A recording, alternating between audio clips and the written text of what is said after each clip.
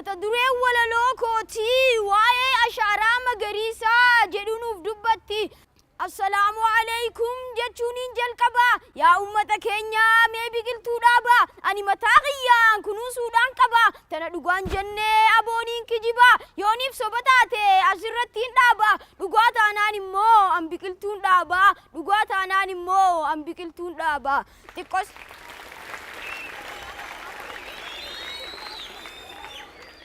Xiqqoo siif tuttuqee mata duree kooti ganaadhaan siif himaa waa'ee biqiltuuti dhaggeeffachuudhaaf qophooyteeree ati biqilli xixiqqaa barguddataniiti gaaddisa gaarii fi caayaadha siif taati dabalataanis bar iddoo oraaraati kunuunsi biqilaa akkam gaarii miti kunuunsi biqilaa aboo gaarii miti.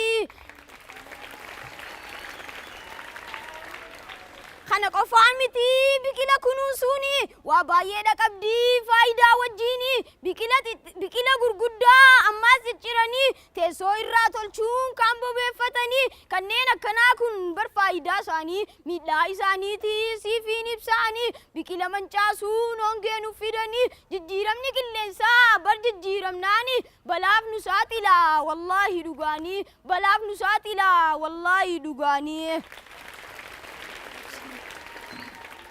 Biqiloota dhaabuu waliin kunuunsanii biyyoota guddatan qormaanni isaanii faalama qilleensaa rakkachaa jiranii furmaata barbaada dhaloota ammaanii jedhee karoorfatee muummeen ministeeraa Dr. Abiyyiini jedhee karoorfatee muummeen ministeeraa Dr. Abiyyiini.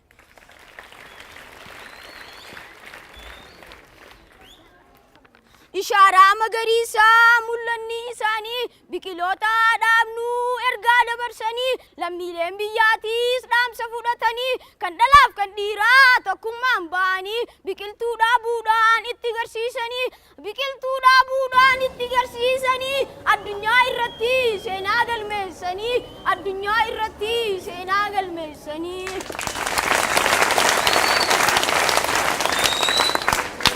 Addunyaa irratti seenaa galmeessanii turistoota alaaf balbala saaqanii turistoota alaaf balbala saaqanii madda galii biyyaa nuuf argamsiisanii madda galii biyyaa nuuf argamsiisanii oksijiinii qulqulluu addunyaaf raabsanii oksijiinii qulqulluu addunyaaf raabsanii muumicha ministeeraa keenya Dr. Abiy Ahmed warqee badhaasanii muumicha ministeeraa keenya Dr. Abiy Ahmed warqii badhaasanii.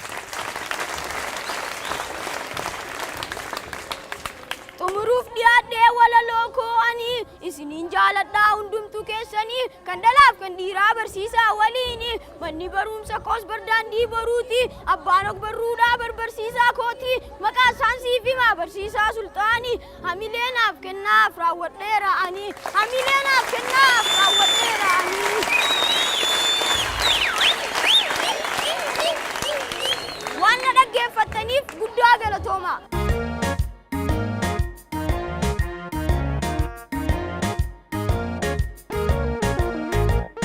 Takka lama sadi.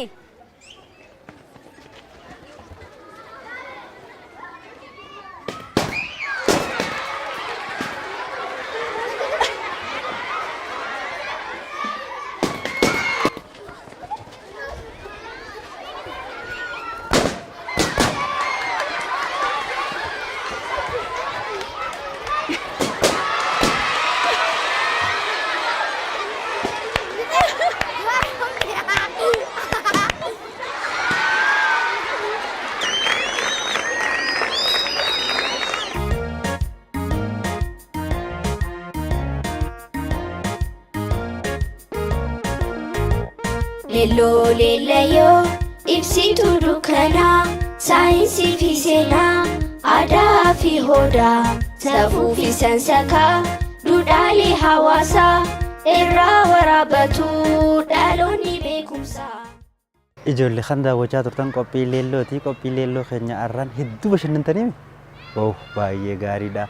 Arraaf kan qindeeffanne egaa korfaan sansakaa keenya keessatti arraan tana qindeessinee isinii dhiyeessine kana fakkaataa torban immoo qabiyyee biraatii walitti deebina qophii leelloo qopheessee keessanii dhiyeessee anarra Mayiraa Amannuuri qophiileen OBN gaammee ammaas itti fufuu ana wajjin torbaa walitti deebina nagaatti.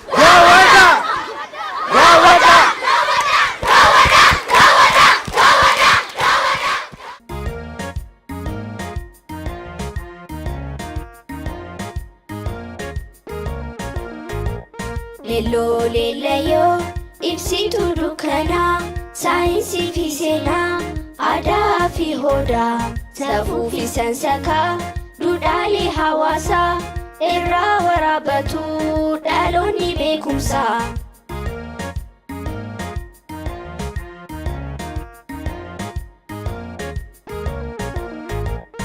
Ayyoo fi abboon keenjollee barumsaa abdiin qartuu biyyaa burqaaleen beekumsaa dhaloota barsiisaa isaantu biyyaaf portaa gaaddisaa. Leelloo